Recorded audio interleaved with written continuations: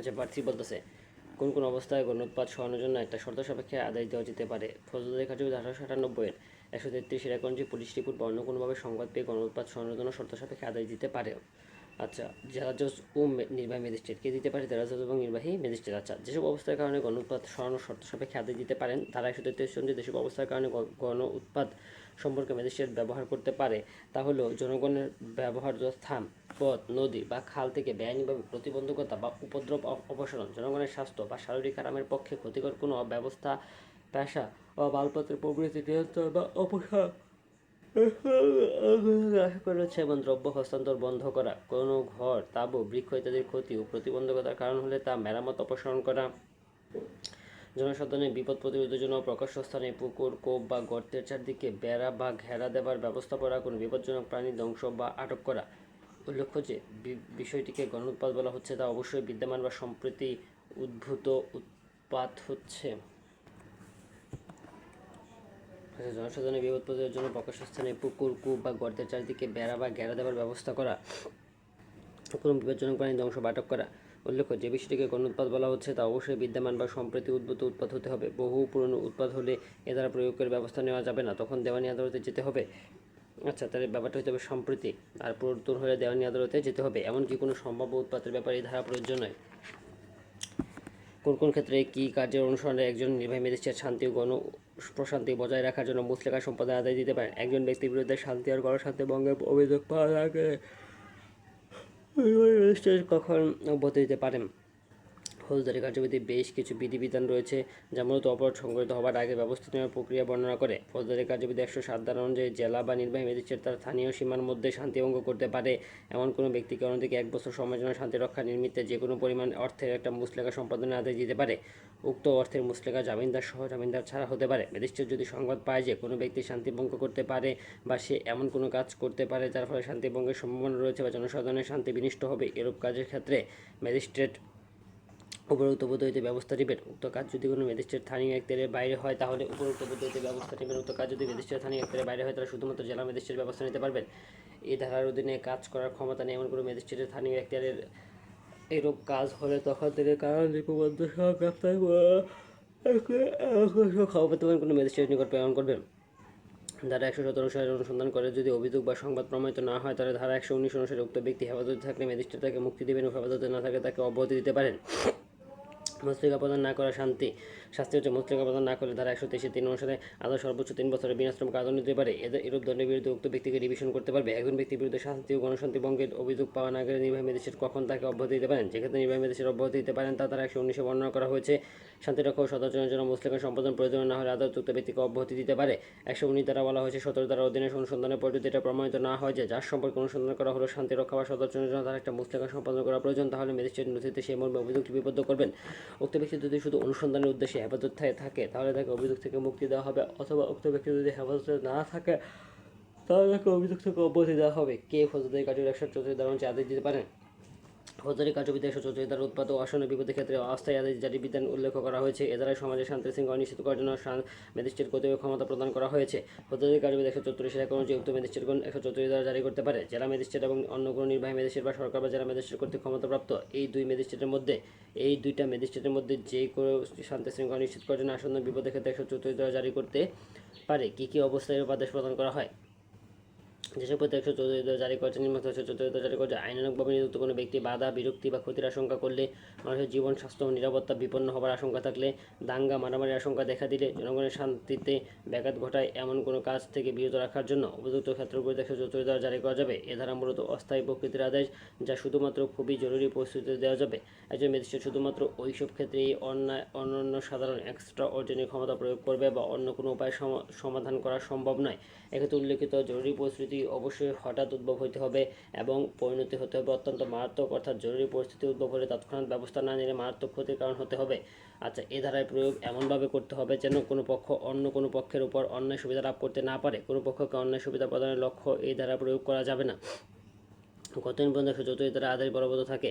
ফৌজদারি কার্যবিধির 134 134 দ্বারা জারি করা হলে তা সর্বোচ্চ 2 মাস পর্যন্ত কার্যকর থাকবে। 2 মাস অতিবাহিত হওয়ার পর 134 দ্বারা আদেশ বাতিল হয়ে যাবে। এরপর যদি পরিস্থিতির উন্নতি না হয়, স্বাভাবিক না হয়, তাহলে শুধুমাত্র সরকারি গেজেট প্রজ্ঞাপন দ্বারা এই আদেশের সময়সীমা বাড়াতে পারে। আলী আহাদ বনাম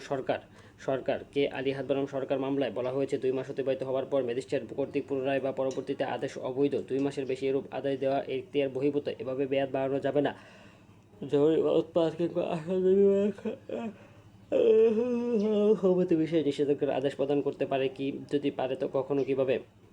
স্থাপন সম্পত্তি দখল দিয়ে বিরোধের ফলে শান্তি ভঙ্গের আশঙ্কা থাকলে জেলা ম্যাজিস্ট্রেট বা সরকার কর্তৃক বিশেষভাবে ক্ষমতাপ্রাপ্ত নির্বাহী ম্যাজিস্ট্রেট ফৌজদারি কার্যবিধি ধারা 135 অনুযায়ী প্রয়োজনীয় আদেশ দিতে পারেন। ম্যাজিস্ট্রেট তখন পক্ষসমূহকে ব্যক্তিগতভাবে বা অ্যাডভোকেটের মাধ্যমে উপস্থিত হতে এবং নিজের দাবি সম্পর্কে লিখিত বক্তব্য উপস্থাপনের জন্য লিখিত আদেশ দিবেন। উক্ত আদেশের একটা নকল জারির মতো করে জারি করবে এবং আদেশের একটা নকল বিরোধী বস্তুর কাছাকাছি প্রকাশ্য স্থানে লটকে দিবে।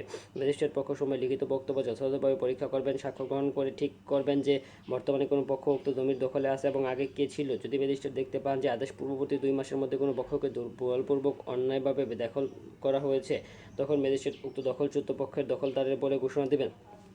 ধারা 135 অনুযায়ী ম্যাজিস্ট্রেট যদি দেখেন বর্তমানে যে পক্ষ দখলে আছে তাকে দখলদার বলে গণ্য করা উচিত, তখন ম্যাজিস্ট্রেট ঘোষণা দেবেন যে যথাযথ আইনগত পদ্ধতি দ্বারা উচ্ছেদ না করা পর্যন্ত উক্ত ব্যক্তি দখলে থাকবেন। 125 ধারা কার্যধারা চলমান অবস্থায় কোনো পক্ষ মারা গেলে ম্যাজিস্ট্রেট মৃত পক্ষের প্রতিনিধি হিসেবে অন্তর্ভুক্ত করতে পারবেন। বিরোধের বিষয়বস্তু কোনো ফসল বা দ্রুত পচনশীল হলে তার যথাযথ হেফাজত বা বিক্রয়ের আদেশ দিবেন। Question number 7। আচ্ছা, কী কী ক্ষেত্রে জেলা ম্যাজিস্ট্রেট 125 ধারা প্রয়োগ করে থাকেন? 125 ধারার অধীনে প্রসিডিংয়ের প্রয়োজনীয় উপাদানগুলো হচ্ছে গেছে পক্ষদের মধ্যে বিরোধ থাকতে হবে। বিরোধ বিষয় হবে পানি, জমি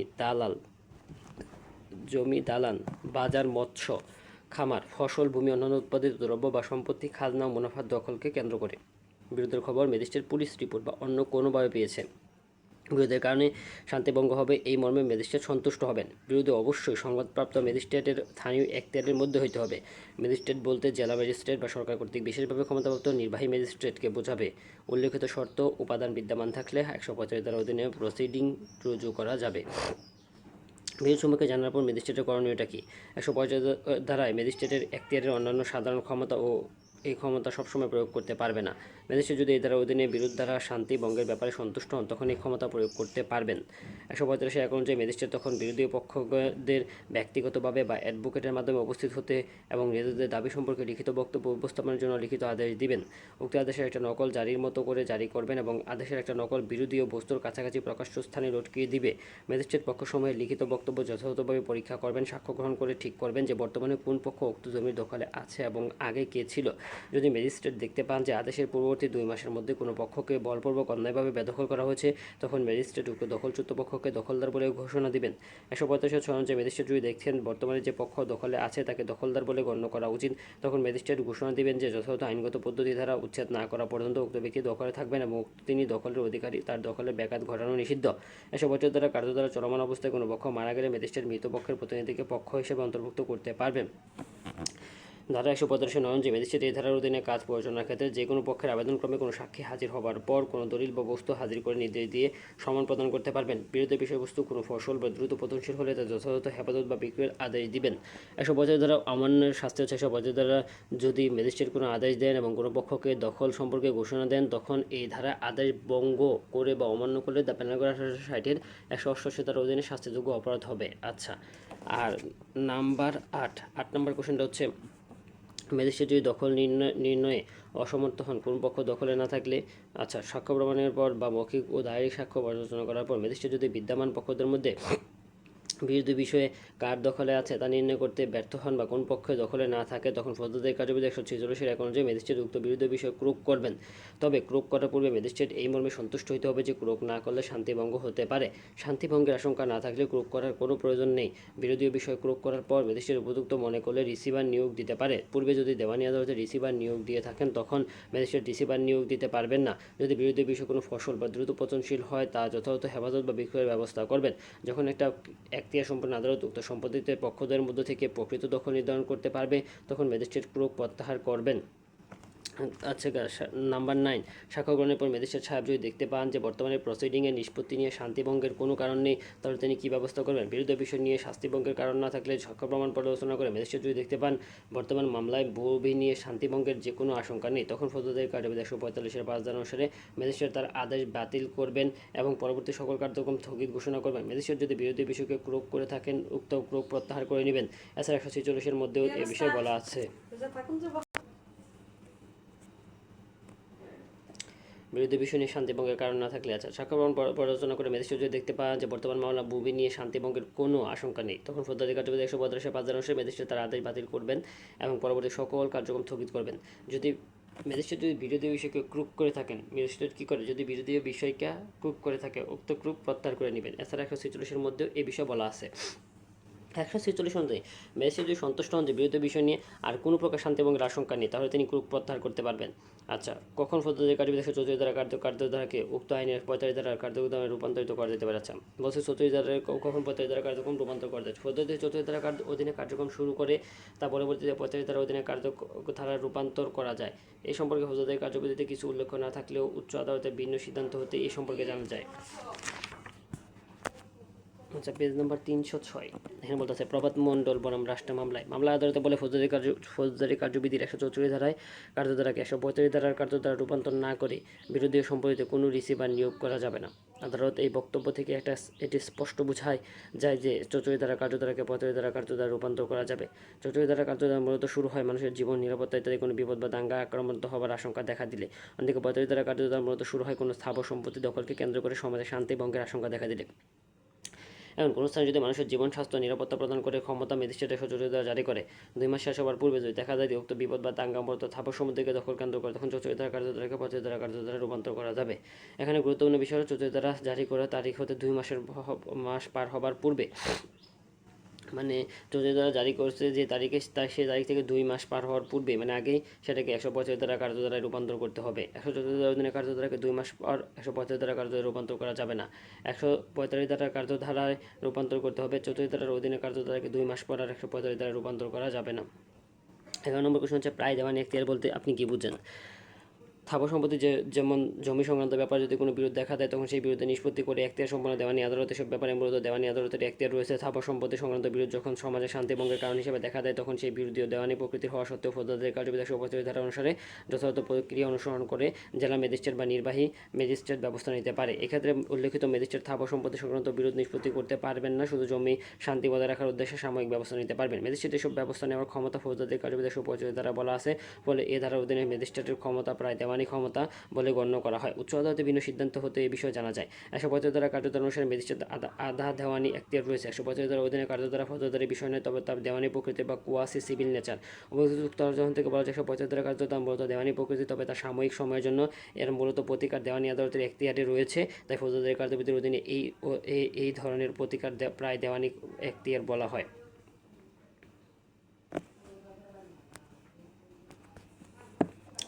আচ্ছা, 12 নম্বর কোশ্চেন হচ্ছে 145 ধারার অধীনে ম্যাজিস্ট্রেট সম্পত্তি দখলে দেখেন সত্য নয়। স্থাবর সম্পত্তি যেমন জমি সংক্রান্ত ব্যাপারে যদি কোনো বিরোধ দেখা দেয়, তখন সেই বিরুদ্ধে নিষ্পত্তি করে এখতিয়ার সম্পন্ন দেওয়ানি আদালত। এসব ব্যাপারে দেওয়ানি আদালতের মূল এখতিয়ার রয়েছে, তবে স্থাবর সম্পত্তি সংক্রান্ত বিরোধ যখন সমাজের শান্তিভঙ্গের কারণ হিসেবে দেখা দেয়, সেক্ষেত্রে তখন সেই বিরোধ দেওয়ানি প্রকৃতির হওয়া সত্ত্বেও ফৌজদারি কার্যবিধি 145 ধারা অনুসারে যথাযথ প্রক্রিয়া অনুসরণ করে জেলা ম্যাজিস্ট্রেট বা নির্বাহী ম্যাজিস্ট্রেট ব্যবস্থা নিতে পারে। তবে উল্লেখিত ম্যাজিস্ট্রেট স্থাবর সম্পত্তি সংক্রান্ত বিরোধ নিষ্পত্তি করতে পারবেন না, শুধুমাত্র শান্তি বজায় রাখার উদ্দেশ্যে সাময়িক ব্যবস্থা নিতে পারবেন। 145 ধারার অধীনে শুধুমাত্র স্থাবর সম্পত্তি বিরোধ নিষ্পত্তি করে ম্যাজিস্ট্রেট শান্তি রক্ষার জন্য পক্ষ সময় সাক্ষ্য প্রমাণের উপর ভিত্তি করে সাময়িক দখল বুঝিয়ে দিবেন বা প্রয়োগ করে রিসিভার নিয়োগ দেবেন। এইসব কাজ করতে গিয়ে ম্যাজিস্ট্রেট কোনোভাবে বিরোধী ও স্থাবর সম্পত্তির সত্য বা চূড়ান্ত দখল সংক্রান্ত কোনো ব্যাপারে সিদ্ধান্ত নিতে পারবেন না। একটা মামলার আদালত বলেন নালিশি জায়গায় সত্যের বিষয়ে ম্যাজিস্ট্রেট সিদ্ধান্ত দিতে পারবেন না। ফৌজদারি কার্যবিধি 145 ধারার কার্যক্রমে ম্যাজিস্ট্রেট উচিত সত্যের বিষয়টা এড়িয়ে যাওয়া। সত্য দখলে দেখে দখল প্রদান করার ক্ষমতা একমাত্র দেওয়ানি আদালতের। সুনির্দিষ্ট প্রতিকার আইনের 8 ধারা অনুযায়ী দেওয়ানি আদালত স্থাবর সম্পত্তি সত্য দেখে দখল প্রদান করেন। অতএব 145 ধারা কার্যধারার অধীনে ম্যাজিস্ট্রেট দখল দেখে সত্য নয়। 135 ধারার দেওয়ানি আদালতে মামলা স্থাবর সম্পত্তি সংক্রান্ত বিষয়ে শান্তি ভঙ্গের আশঙ্কা দেখা দিলে তখন ম্যাজিস্ট্রেট 135 ধারার ক্ষমতা প্রয়োগ করতে হবে। এ ধারার অধীনে ম্যাজিস্ট্রেট শান্তি বজায় রাখার জন্য অস্থায়ী ব্যবস্থা গ্রহণ করবেন। কোন ধরনের ব্যবস্থা গ্রহণ করবেন? অস্থায়ী ব্যবস্থা গ্রহণ করবেন। এই বিষয়ে চূড়ান্ত সিদ্ধান্ত নেবে দেওয়ানি আদালত। দেওয়ানি আদালতে স্থাবর সম্পত্তি নিয়ে মামলা চলমান অবস্থায় ফৌজদারি কার্যবিধি 135 ধারা ও কার্যক্রম গ্রহণ করা যাবে। তবে সম্পত্তি সত্ত্ব ও দখল সংক্রান্ত ব্যাপারে দেওয়ানি মামলা হলে সেখানে 35 ধারা কার্যক্রম নেওয়া যাবে না, কারণ দেওয়ানি আদালতের সম্পত্তি সত্ত্বের পাশাপাশি দখলের বিষয়ে সিদ্ধান্ত নিতে সক্ষম এবং দেওয়ানি আদালতের আদেশ ম্যাজিস্ট্রেটের উপর বাধ্যকর। আচ্ছা, দেওয়ানি আদালতের আদেশ ম্যাজিস্ট্রেটের উপর কি বাধ্যকর? আচ্ছা, 135 ধারা কার্যকর গ্রহণের পর দেওয়ানি আদালতের সত্ত্ব নির্ধারণে মামলা চালিয়ে দিতে পারে। তবে যদি 135 ধারার কার্যধারা আগে দেওয়ানি আদালতের স্থানীয় নিষেধাজ্ঞা আদেশ প্রদান করে তাহলে ম্যাজিস্ট্রেট এখতিয়ার শূন্য হবে, অর্থাৎ এই ব্যাপারে হস্তক্ষেপ করার জন্য ম্যাজিস্ট্রেটের কোনো ক্ষমতা থাকবে না। এছাড়া পূর্বে দায়েরকৃত দেওয়ানি মামলা আদালত দখলের বিষয়ে কোনো আদেশ বা নিষেধাজ্ঞা না দিলে 135 ধারার কার্যক্রমে কোনো বাধা থাকবে না।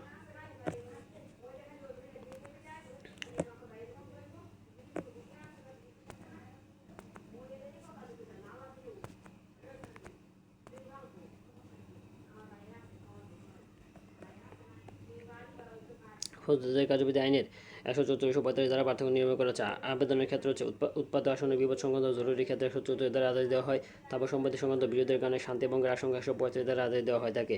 সম্পত্তির ক্ষেত্রে প্রযোজ্য হচ্ছে 134 ধারা, স্থাবর অস্থাবর সম্পত্তির ক্ষেত্রে প্রযোজ্য। 45 ধারা শুধুমাত্র স্থাবর সম্পত্তির ক্ষেত্রে প্রযোজ্য। বলবৎ এর সময়কাল সরকার গ্যাজেট দ্বারা ভিন্ন কিছু নির্দেশনা না দিলে 34 ধারা 2 মাসের বেশি বলবৎ থাকবে না। প্রক্রিয়া দখল নির্ধারণ না হওয়া পর্যন্ত বা শান্তিভঙ্গের আশঙ্কা দূর না হওয়া পর্যন্ত 45 ধারা বহাল থাকবে। 134 ধারা আদেশ পূর্বে কেউ বক্তব্য পেশ করতে পারে না। 45 ধারা আদেশ পূর্বে দুপক্ষের বক্তব্য পেশ করার সুযোগ দেওয়া হয়। 34 ধারা আদেশ একতরফা দেওয়া যায়। 45 ধারা এ সম্পর্কিত কোনো বিধান নেই। 44 ধারা ক্রুক ও রিসিভার সংক্রান্ত বিধান নেই। 45 ধারা ক্রুক ও রিসিভার সংক্রান্ত বিধান আছে। 134 ধারার পরিধি ব্যাপক আর 145 ধারা পরিধি সীমিত। সম্ভাব্য প্রশ্ন হচ্ছে স্থাবর সংক্রান্ত ব্যাপারে অধিকার সম্পর্কিত বিরোধ হলে ফৌজদারি কার্যবিধি অধীনে কীরূপ ব্যবস্থা গ্রহণ করা যায় প্রাসঙ্গিক আলোচনা করা। 147 ধারা স্থাবর সম্পত্তির ব্যাপারে অধিকার সম্পর্কিত বিরোধ সংক্রান্ত বিধান আলোচনা করা হয়েছে। 47 ধারা অনুসারে কোনো জেলা ম্যাজিস্ট্রেট বা সরকার এর দ্বারা এই বিশেষভাবে ক্ষমতাপ্রাপ্ত নির্বাহী ম্যাজিস্ট্রেট এই মর্মে সন্তুষ্ট হন যে কোনো জমি বা বাণী ব্যাপারে অধিকার সম্পর্কে এমন একটা বিরোধ রয়েছে যা 45 ধারা বর্ণিত বিরোধী বিষয় সম্পর্কে অনুসন্ধান করবেন এবং এর অনুসন্ধানের ক্ষেত্রে উক্ত ধারার বিধানসমূহ যথাসম্ভব প্রযোজ্য হবে। ম্যাজিস্ট্রেট নিকট যদি প্রতিমান হয় এরূপ অধিকারের কোনো অস্তিত্ব নয় তাহলে তিনি তর্কিত অধিকার প্রয়োগ নিষিদ্ধ করে আদেশ প্রদান করতে পারবেন। তবে উক্ত অধিকারের উক্ত অধিকার বছরে সবসময় প্রয়োগযোগ্য হলে এবং অনুসন্ধান শুরুর অব্যবহিত 3 মাসের মধ্যে এই অধিকার প্রয়োগ না করা হলে আগের মৌসুমে তা ব্যবহার না হলে এরূপ আদায় দেওয়া যাবে না। এ ধারার অধীনে প্রদত্ত কোনো আদেশ পরবর্তীকালে দেওয়ানি আদালতে প্রদত্ত সিদ্ধান্ত সাপেক্ষে হবে। 134 ধারা মানে শাস্তি 34 ধারা অমান্য করলে তা পেনাল কোড 160 188 ধারা অনুযায়ী দণ্ডনীয় অপরাধ, অর্থাৎ 34 ধারার অধীনে প্রদত্ত আদেশ অমান্যকারীকে দণ্ডবিধির 188 ধারা মোতাবেকে শাস্তি প্রদান করা যাবে। তবে জেলা বা নির্বাহী ম্যাজিস্ট্রেট উক্ত আদেশ প্রয়োগ করতে পারবেন না। ফৌজদারি কার্যবিধি 2য় তফসিলের 8ম কলাম অনুসারে যে কোনো জুডিশিয়াল ম্যাজিস্ট্রেট এই অপরাধের বিচার করতে পারবে, কোনো জেলা ম্যাজিস্ট্রেট বা নির্বাহী ম্যাজিস্ট্রেট নয়। ঢাকা মহানগরের মতিঝিলের এক খণ্ড জমি নিয়ে ওয়াইয়ের সাথে বিরোধের সূত্রে পরবর্তী 15 দিন পর শাস্তিভঙ্গের রোধে প্রার্থনা জেলা ম্যাজিস্ট্রেট ঢাকা বরাবর একটা আবেদন দাখিল করলে জেলা magistrate the code of criminal procedure 1898 ধারার অধীনে আদেশ দ্বারা পরবর্তী 3 মাস ওয়াইকে নালিশ জমিতে প্রবেশ থেকে বিরত থাকা এবং শাস্তি বজায় রাখার নির্দেশ জারি করে। ওয়াইয়ের আইনজীবী হিসেবে আপনার আইনগত পদক্ষেপ কী হবে? আচ্ছা, ওয়াইয়ের আইনজীবী হিসেবে আলোচ্য অংশে জেলা ম্যাজিস্ট্রেটের প্রদত্ত আদেশের বিরুদ্ধে দায়রা জজ, সেশন জজের কাছে বা সেশন জজের কাছে রিভিশন দায়ের করব। জেলা ম্যাজিস্ট্রেটের আদেশের বিরুদ্ধে আইনানুগ যুক্তি দেওয়া হলো বিরোধী জমি ঢাকা মহানগর এলাকায় অবস্থিত, তাই জেলা ম্যাজিস্ট্রেট 134 দ্বারা জারি করার আদেশ দিতে পারেন না। মহানগর এলাকায় জেলা ম্যাজিস্ট্রেটের এরূপ আদেশ এখতিয়ার বহির্ভূত আইনসম্মত নয়। বিরোধীয় বিষয় এক খণ্ড জমি অর্থাৎ স্থাবর সম্পত্তি, তাই স্থাবর সম্পত্তি সংক্রান্ত বিরোধ শাস্তিভঙ্গ রোধ করতে জেলা ম্যাজিস্ট্রেট 34 দ্বারা আদেশ প্রদান করতে পারবেন না।